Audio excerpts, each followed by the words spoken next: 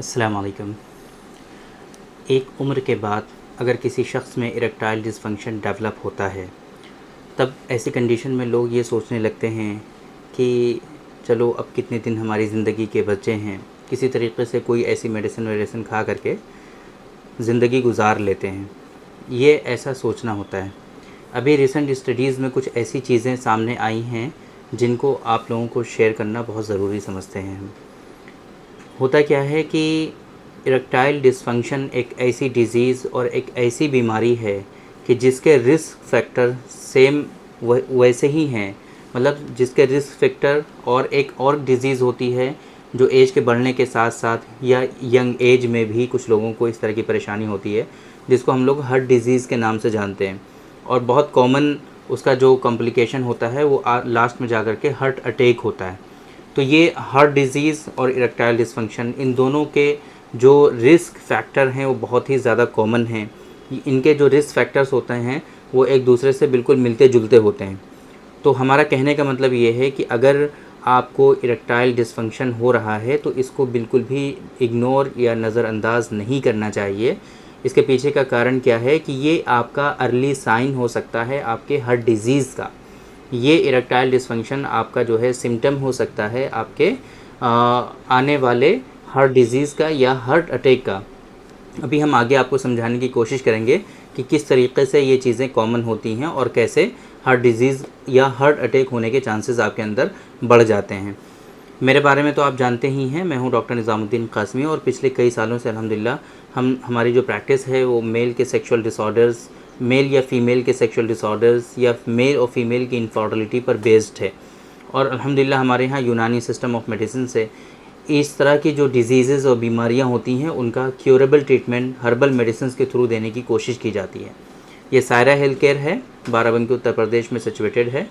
हमारे यहाँ online consultation भी होता है, तो अगर आपको इस तरह की कोई परेशानी है तो अगर आप आना चाहते हैं तो हमारे यहाँ तशरीफ़ ला सकते हैं बाराबंकी उत्तर प्रदेश में, या अगर आप दूर हैं नहीं आना चाहते हैं तो हमारी वेबसाइट है www.sairahealthcare.com। इस वेबसाइट पर विज़िट करके आसानी से आप अपना अपॉइंटमेंट शेड्यूल कर सकते हैं और डायरेक्टली आप हमसे कंसल्ट कर सकते हैं। ये जो कंडीशन है जिसको हम लोग इरेक्टाइल डिसफंक्शन कहते हैं, सारे के सारे इरेक्टाइल डिसफंक्शन ज़रूरी नहीं है कि वो आपकी हार्ट डिज़ीज़ से रिलेटेड हों या हार्ट डिज़ीज़ का साइन हो। कुछ इरेक्टाइल जिसके रिस्क फैक्टर्स मिलते जुलते होंगे, जिसके कॉम्प्लिकेशंस या जिसके कॉजेज़ जो हैं वो आपके हार्ट डिज़ीज़ से मिलते जुलते होंगे, वो इरेक्टाइल डिसफंक्शन आपके अंदर हार्ट डिज़ीज़ या हार्ट अटैक भी डेवलप कर सकता है, कोज़ कर सकता है। ये बड़ी अजीब बात है, आप लोगों को लगेगा कि पता नहीं हम क्या बता रहे हैं। समझने की कोशिश करिए ये हम क्यों बता रहे हैं। दोनों बीमारियों के रिस्क फैक्टर्स बिल्कुल कॉमन हैं। ज़्यादातर रिस्क फैक्टर्स जो बहुत जिनका ज़्यादा योगदान एक तरह से होता है, वो रिस्क फैक्टर्स दोनों डिजीज़ में कॉमन होते हैं। क्या होते हैं? जैसे कि हाई ब्लड प्रेशर, हाइपरटेंशन, है ना, high cholesterol, diabetes mellitus, obesity, या इसी तरीके से स्मोकिंग, अल्कोहल कंजम्पशन। ये सारी चीज़ें जिस तरीके से आपके अंदर हार्ट डिज़ीज़ डेवलप करती हैं, सेम इसी तरीके से ये सारी चीज़ें आपके अंदर इरेक्टाइल डिसफंक्शन भी डेवलप करती हैं। तो बहुत मरतबा ऐसा होता है कि हार्ट डिज़ीज़ से पहले किसी शख्स में इरेक्टाइल डिसफंक्शन डेवलप हो सकता है।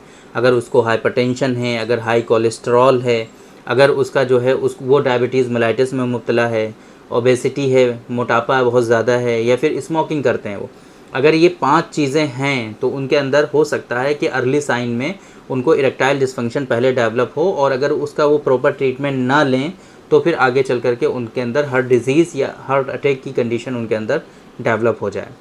इसके अलावा कुछ चीज़ें और होती हैं जो बहुत कॉमन होती हैं और जिसकी वजह से इरेक्टाइल डिसफंक्शन होने के साथ साथ बाद में उनके अंदर हार्ट अटैक आ जाया करता है। तो एक कंडीशन होती है जिसको हम लोग एथेरोस्क्लेरोसिस के नाम से जानते हैं। आपकी जो वीन्स होती हैं उनके अंदर प्लेग डेवलप हो जाता है, जिसके नतीजे में वो वीन्स और आर्टरीज़ जो होती हैं वो नैरो हो जाती हैं, जिसके नतीजे में ब्लड का जो सर्कुलेशन है वो प्रॉपर हो नहीं पाता। और आप लोगों को ये बिल्कुल पता है अच्छे से कि आपके इरेक्शन और इंतशार को अचीव होने में भी ब्लड सर्कुलेशन का काफ़ी ज़्यादा रोल है। अगर ब्लड सर्कुलेशन प्रॉपरली नहीं हो पाता है तो उसके नतीजे में आपको इरेक्टाइल डिसफंक्शन होता है। सेम इसी तरीके से अगर आपकी हार्ट की जो आर्टरीज़ हैं, वीन्स हैं, अगर उनमें कहीं ना कहीं नैरोइंग होगी तो उसके नतीजे में आपको हार्ट डिजीज़ होंगी और अल्टीमेटली आपको हार्ट अटैक होने के चांसेस होंगे। तो ये दोनों चीज़ें भी मिलती जुलती हैं। तो ये एक अर्ली साइन हो सकता है इरेक्टाइल डिसफंक्शन आपका। इसी तरीके से एक कंडीशन होती है जिसको हम लोग एंडोथेलियल डिसफंक्शन के नाम से जानते हैं। अल्लाह ताला ने ये एक इख्तियार और ये कुदरत और सलाहियत दी हुई है हमारी वीन्स और आर्टरीज़ को कि बवक्त ज़रूरत वो उनके अंदर जो है जिस तरीके से नैरोइंग होती है, सेम इसी तरीके से डायलिटेशन भी होता है, डायलेट हो जाती हैं। तो अगर वर्कलोड ज़्यादा है, ब्लड ज़्यादा हमें चाहिए, ब्लड का सर्कुलेशन हाई होना चाहिए, तो ऐसी कंडीशन में वीन्स और आर्टरीज़ जो हैं वो डायलेट हो जाती हैं, ये कुदरत दी हुई है। लेकिन अगर एंडोथेलियल डिसफंक्शन हो जाता है तो ऐसी कंडीशन में वो जो डायलिटेशन होना चाहिए, जिस तरीके से डायलेट होना चाहिए, वो डायलेट नहीं होती हैं। वो एंडोथेलियल डिसफंक्शन की वजह से वो उनका सर्कुलेशन जैसा चलता रहता है वैसा ही चलता रहता है। तो इसके नतीजे में लोगों को इरेक्टाइल डिसफंक्शन होता है, साथ में इरेक्शन जो है वो सस्टेन नहीं रहता है, मेंटेन नहीं रहता है, उसकी वजह से उनके अंदर बहुत सारे इश्यूज़ होते हैं। और लास्ट में जा करके अगर यही एंडोथेलियल डिसफंक्शन उनके हार्ट की आर्टरीज़ और वीन्स में हो जाए तो उनको हार्ट डिजीज़ के साथ साथ उनको इरेक्टाइल डिसफंक्शन भी डेवलप हो सकता है।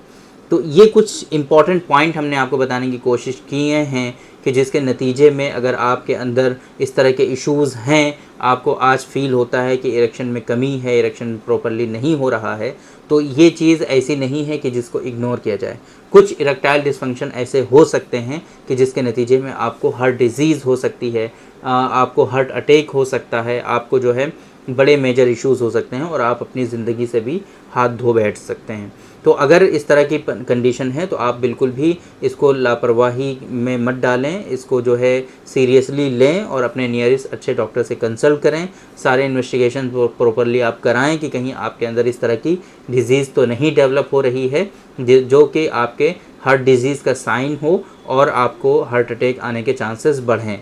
तो उम्मीद करते हैं कि आज की इस वीडियो में जो इन्फॉर्मेशन हमने आप लोगों को डिलीवर करने की कोशिश की है वो आप लोगों को ज़रूर समझ में आई होगी और आज की इस वीडियो से आप लोगों को ज़रूर फ़ायदा हुआ होगा। तो थैंक यू वेरी मच, बहुत बहुत शुक्रिया आपका। आज की इस वीडियो में इतना ही। इंशाल्लाह कल फिर मुलाकात होगी आपसे एक दूसरी वीडियो में, हम डिस्कस करेंगे आपसे एक दूसरे टॉपिक पर। तब तक के लिए आप हमें इजाज़त दीजिए। अस्सलाम वालेकुम।